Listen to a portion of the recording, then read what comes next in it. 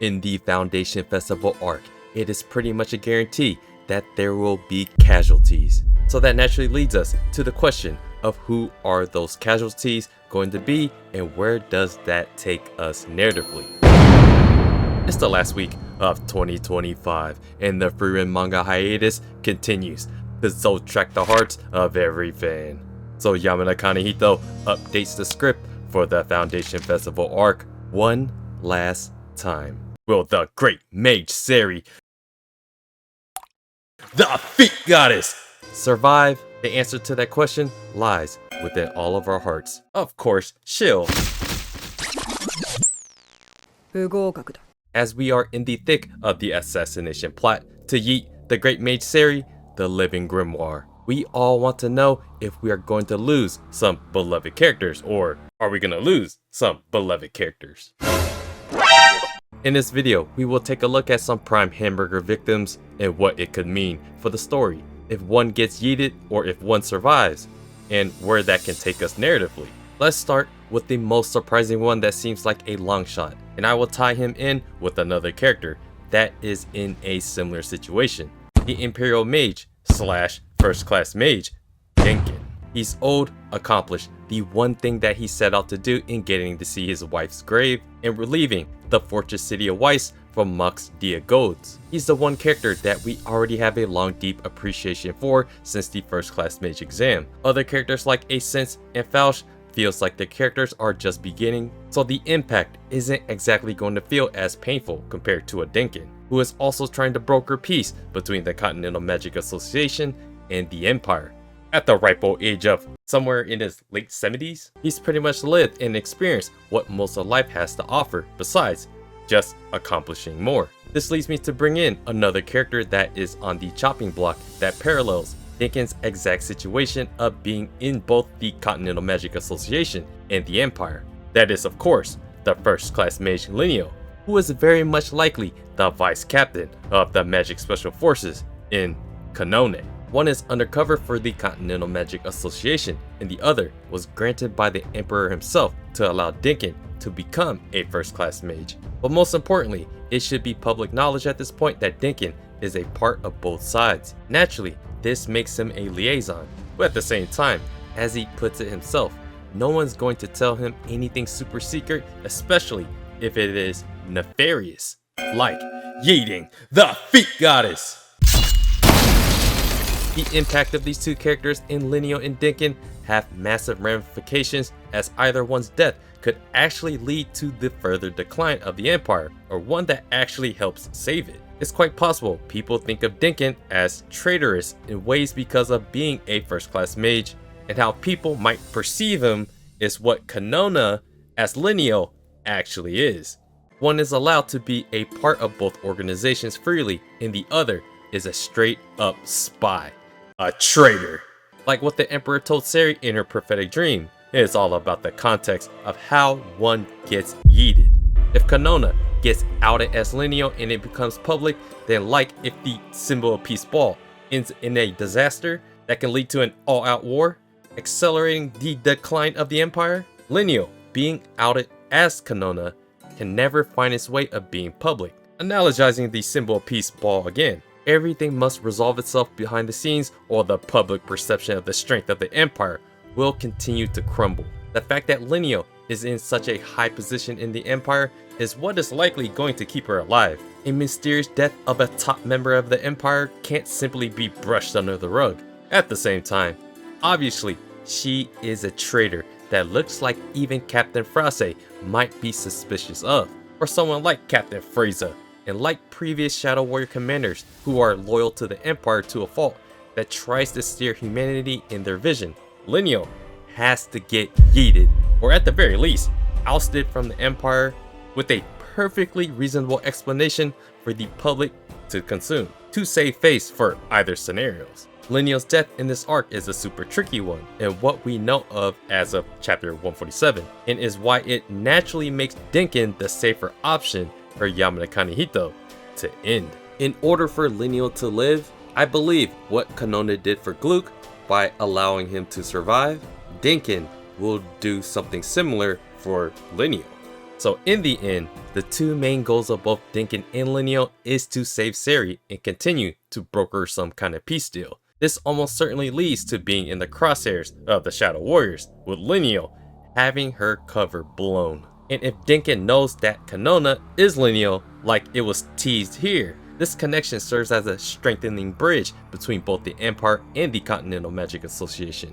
If the Empire continues to fall and rot from within, it will ultimately lead to the rise of the demons once more. Captain Fresa of the Magic Special Forces with similar sensibilities as Yubel and described by Gluck as villainous, who is wholeheartedly a product of Flamme's legacy of providing magic to the world and loyal to the Empire to a fault.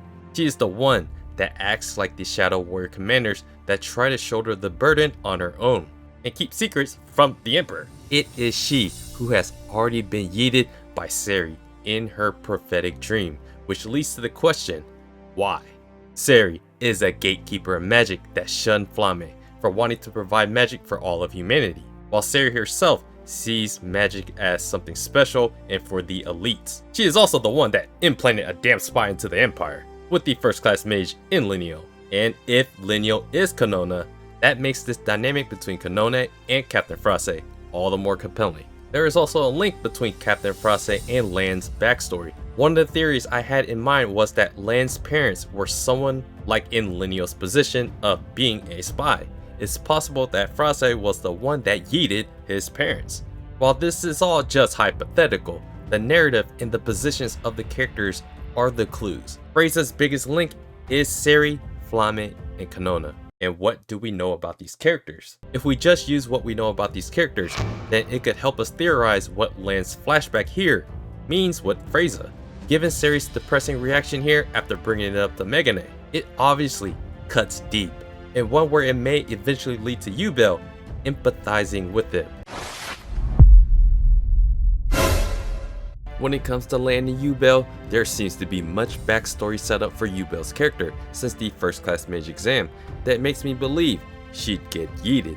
To a lesser degree, the same can be said about poor Megane. It's more likely that Lan's character can find his backstory being resolved in this arc, especially if he comes across Captain Fresa. If his character arc feels complete in any way, and it feels like his entire character is set up for this arc, that could spell doom for his character.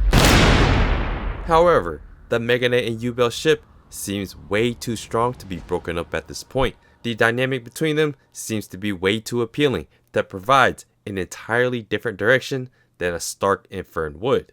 Let's move on to some Shadow Warriors.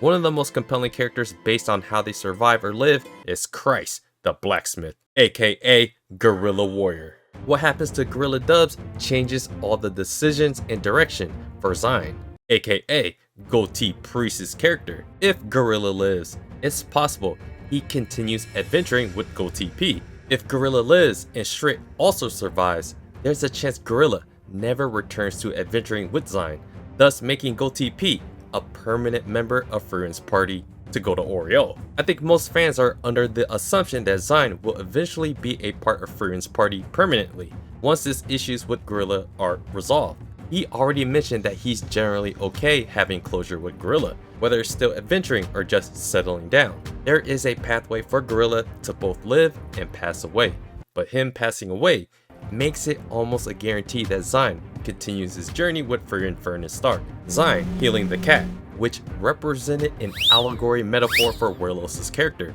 He's an old man beyond his prime that seeked out an honorable end, still holding on to the glory of his younger days. He is the current partner with Guerrilla Warrior. Werlos is the example failure of guerrillas that wanted to be remembered forever and go on amazing adventures. He is also the antithesis of that. But this scene with Zine, when he first comes back, he literally heals the representation of Werlos' unacceptance of being past his prime, and something that Guerrilla likely sees as the representation of his hopes and childhood dreams, dying, reviving, with the help of Zine. It's quite poetic, with Zine being a priest, an otherworldly healer, and a romantic advisor. So that puts Werlos' character also a prime victim of this arc. He's a champion warrior for the Empire that retrieved a third of the land back from the demons, as Razin, Aizen's friend, and even heeded his strategy of living out of fear to fight to live another day. He is someone that Gorilla hints at wanting to have an honorable death on the battlefield. There is nothing more symbolic than his good friend's legacy in Stark, who is looking like he will collide with Werlos and Gorilla as Frieren's party meets up with the one-armed Falch. Clearly, this interaction between Frieren's party with Werlos and Gorilla will resolve many of the issues of why they became Shadow Warriors in the first place. Staying on the Shadow Warrior side, it makes the most sense that Commander Reve and Lyra, who are currently the main villains that need to be taken down. All the clues thus far align with Commander Lowe's, aka Helt's, being the Southern Lander with access to clairvoyance that ends up yeeting our beloved Serie. Their perspective in yeeting various mages based on their own morality and getting rid of all of magic in the world means those ideas should die along with them, as it is something very radical.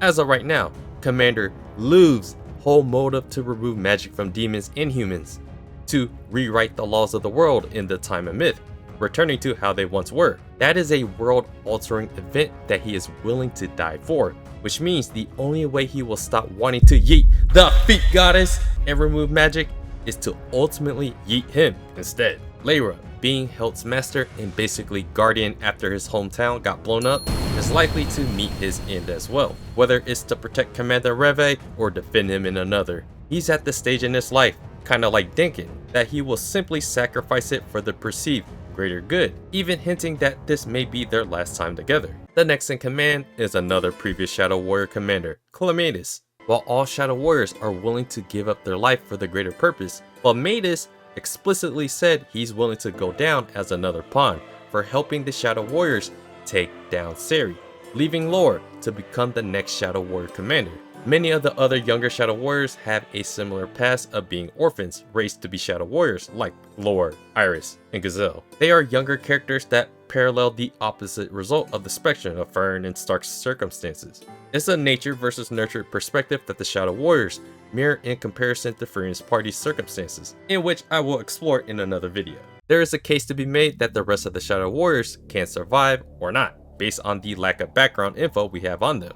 However, as it is currently set up, if they do survive, like a Gazelle, Iris, Routine, or even a Shrit and Wolf, their characters currently point at the direction of what happened to Rattle's character, the person that realized that he blinded yeeted people on the list without needing a reason, as he was bred to do. One where he realized that living his life out with his wife in the community mattered much more than finishing his mission. And most importantly, one where the Empire eventually forgot about them anyways. On a side note, Routine's character is one that seems like a red herring, as she is from Lorbeer, the same Lorbeer where Reve is the Governor General of. Apparently, she is a fortune teller, which starts to put her in line with being a clairvoyant person that could help Reve yeet Serie. Having connection to Lowe could also mean she could originally be from the Southern Lands herself. I mean, look at her. Is she a Southern Lander? If so, that could make her a more prime suspect of kicking the bucket this arc. Oh yeah, I forgot about Falch. He's looking like